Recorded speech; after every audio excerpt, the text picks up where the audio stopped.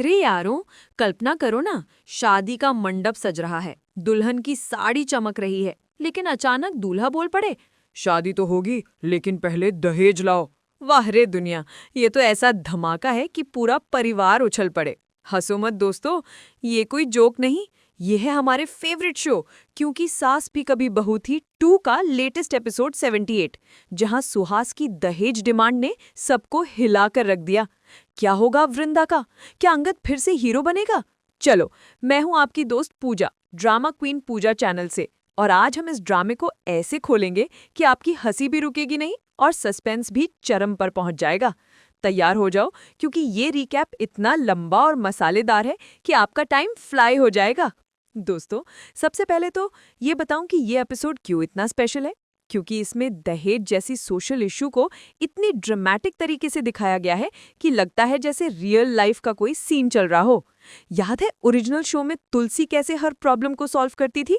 यहाँ भी वही वाइब है, लेकिन ट्विस्ट के साथ। तो चलो start from the beginning. Episode की शुरुआत होती है शांति निकेतन में, जहां तुलसी, वो हमारी एवरग्रीन तुलसी, स्मृति ईरानी की तरह ग्रेसफुल अंगद से बात कर रही है। अंगद यार, ये लड़का तो परफेक्ट हीरो मटेरियल है ना, मस्कुलर, सेंसिटिव और हमेशा राइट थिंग करने वाला। तुलसी उसे बता रही है कि मालती यानी वृंदा की माँ आई थी शांति निकेतन रो रो कर, कह रही थी कि वृंदा की एंगेजमेंट ब्रेक हो गई अंगद की वजह से। अरे बाप रे, ये तो सीधा अंगद पर इल्जाम लग गया। तुलसी पूछती है, बेटा क्या हुआ, बताओ ना। और अंगद, वो तो चुपके से मुस्कुरा रहा है अंदर से, लेकिन बाहर से सीरियस। बोलता है, माँ अच्छा ही है अगर वृंदा सुहास से शादी ना करे, वो लड़का तो ठीक नहीं लगता। हाँ दोस्तों, यहाँ पर मैं हंस पड़ी।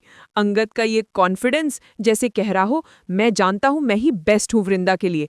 लेकिन तुलसी, वो तो माँ है ना, फैमिली को जोड़ने वाली।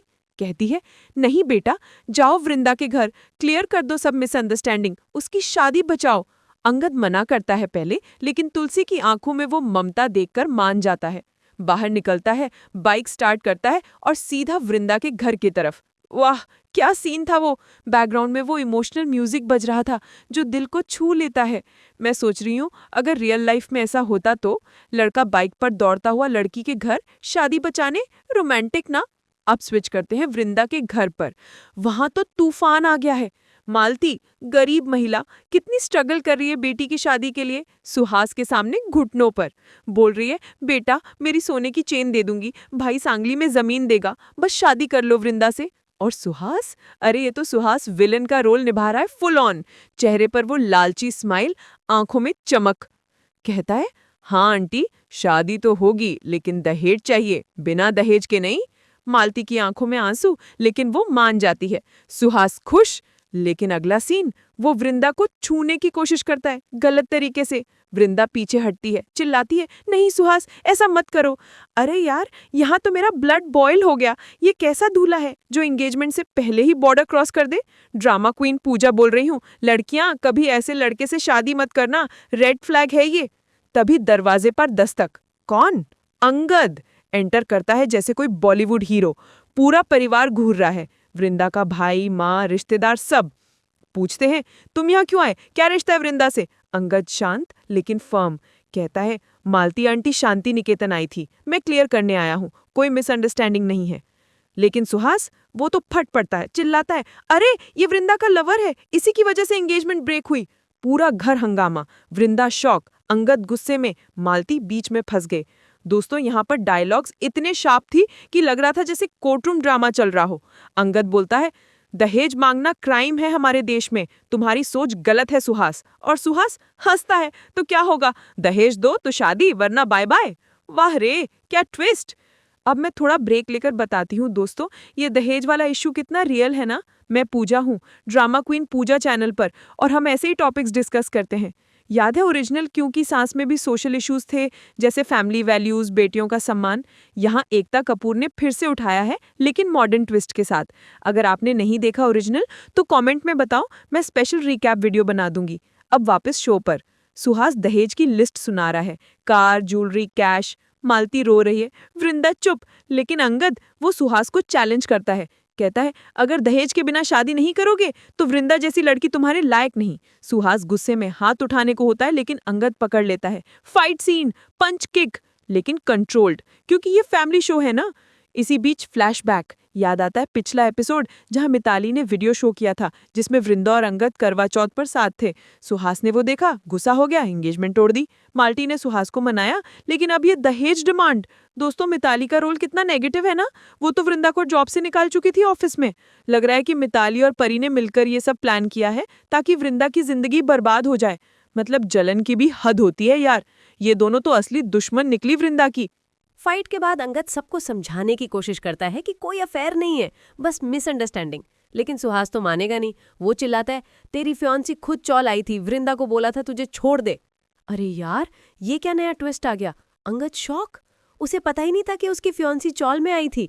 वो गुस्से में फिर से हाथ उठाने को होता है, लेकिन वृंदा बीच में आ जाती है और कहती है, अंगद जाओ यहाँ से। वृंदा की आंखों में आंसू थे, लेकिन उसने अंगद को जाने को कहा। ये सीन देखकर मेरा दिल टूट गया यार। ऐसा लगा जैसे वृंदा अपनी फैमिली और अपनी इज्जत के लिए सब कुछ कुर्बान कर रही है। अंगद भी उदास होकर चला जाता है। अब आता है एक और इमोशनल सीन। वृंदा अकेली बैठी उदास है। उसकी फ्रेंड आती है और पूछती है, वृंदा सच बताओ, सुहास से शादी करना चाहती हो? वृंदा पहले चुप रहती है, फिर कहती है, परिवार की खुशी के लिए हाँ। फ्रेंड फिर पूछती है, अंगद से लव करती हो? वृंदा शॉक हो जाती है, उसकी आंखों में आंसू भर आते हैं। दोस्तों, ये एक ऐसा मोमेंट था जहां बिना कुछ कहे वृंदा के सारे इमोशंस बाहर आ गए। वो अंगद से प्यार करती है, लेकिन परिवार की इज्जत और खुशी के लिए वो अपना प्यार कुर्बान कर रही है। ये सीन देखकर कौन नहीं रोएगा यार। ड्रामा क्वीन पूजा भी इमोशनल हो गई थी। चलो अब थोड़ा ऑफिस का ड्रामा देखते हैं। नोएना और मेहर ऑफिस में है। नोएना बहुत परेशान लग रही है।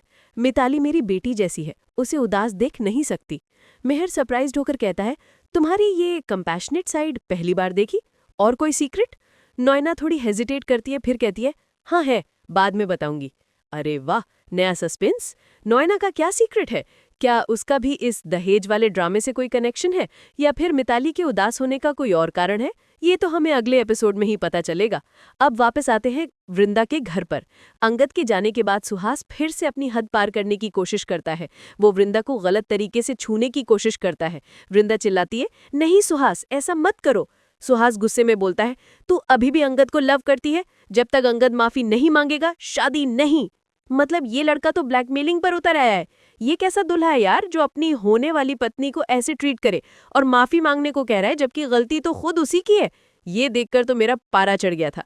ड्रामा क्वीन पूजा ऐसी चीजें बिल्कुल टॉलरेट नहीं करती। तो एक बहुत ही इंपॉर्टेंट मैसेज देता है, दहेज एक क्राइम है और हमें इसके खिलाफ आवाज उठानी चाहिए। वृंदा जैसी कई लड़कियां हैं जो दहेज के दबाव में अपनी खुशियां कुर्बान कर देती हैं, लेकिन हमें ऐसा नहीं होने देना चाहिए। हमें अंगद की तरह स्ट्रांग होना चाहिए और गलत के खिलाफ लड़ना चाहिए, क्योंकि सास भी कभी बहू थी 2 सिर्फ एक सीरियल नहीं है, ये एक मिरर है हमारे समाज का। अब सोचो आगे क्या होगा। क्या वृंदा सच में सुहास से शादी कर लेगी? क्या अंगद वापस आकर वृंदा को बचाएगा? क्या तुलसी को इस दहेज वाले ड्रामे के बारे में पता चलेगा? और मिताली और परी का क्या होगा? क्या उन्हें उनके किए की सजा मिलेगी? मेरे दिमाग में तो 100 सवाल घूम रहे हैं। मैं तो अगले एपिसोड का बेसब्री से इंतजार कर रही हूँ। तो दोस्तों, ये था क्योंकि सास भी कभी बहू थी 2 के एपिसोड 78 का मेरा सुपर डुपर रिकैप। कैसा लगा आपको? मुझे कमेंट्स में ज़रूर बताना।